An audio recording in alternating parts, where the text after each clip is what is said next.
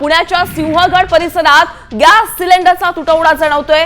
Gas agency बाहेर आज सकाळपासून नागरिकांच्या रांगा लागलेल्या आहेत। पुण्यामध्ये एक मोठी बातमी समोर आली आहे।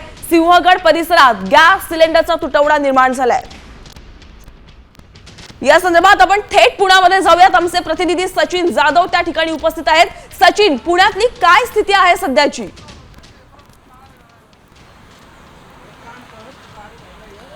यामिनी मी सध्या सिंहगड रोड परिसरात असलेल्या पानमाळा परिसरात आहे आणि या परिसरातली खरं तर ही परिस्थिती आपण लाईव्ह दृश्य आपल्या प्रेक्षकांना दाखवूयात। युद्धजन्य परिस्थितीमुळे गॅसचा तुटवडा जाणवू लागलेला आहे आणि त्यामुळे हे नागरिक जे आहेत ते आज सकाळी 6 पासून खरं तर अशा प्रकारच्या लाईनी रांगा लावून उभे आहेत। गॅस कधी येणार याची वाट पाहत आहेत।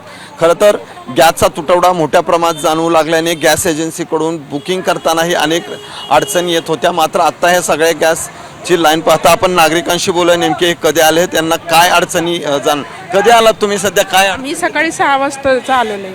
6 वाजता आलो इथं।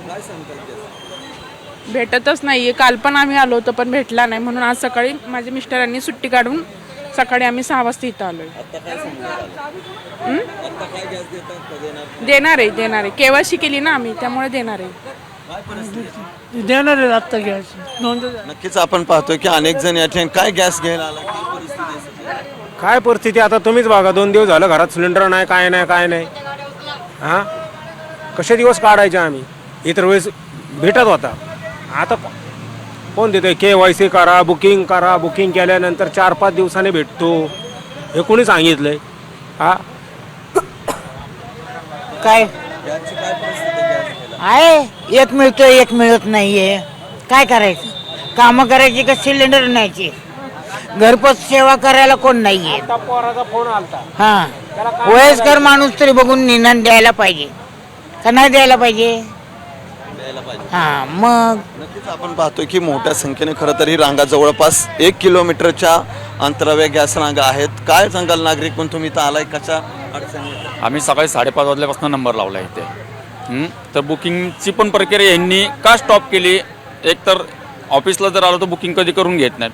पर्सनली तुमच्या मोबाईलवरती तुम्ही बुकिंग करा म्हणतात आणि बुकिंगची प्रक्रिया अशी एकदम हे झाली की मी गेले 4 दिवस बुकिंगचा प्रक्रिया करत होतो, बुकिंग होत नव्हतं। शेवटी रात्री 11:30-12:30 वाजता माझं बुकिंग झालं आणि सकाळी 5:30 वाजता मी इथे सिलेंडरला नंबर लावला। की सकाळी 5:30 वाजता हे महिला, वृद्ध माणसं असतील किंवा मोठ्या संख्येने नागरिक जे आहेत ते गॅस घेण्यासाठी या ठिकाणी आलेले आहेत। मात्र अजूनपर्यंत त्या ठिकाणी गॅसची गाडी आलेली नाही, त्यामुळे हे सगळे पुणेकर जे सिंहगड रोड परिसरातला हा सगळा आपण रांगा पाहतोय। जवळपास 1 किलोमीटरची ही रांग आहे।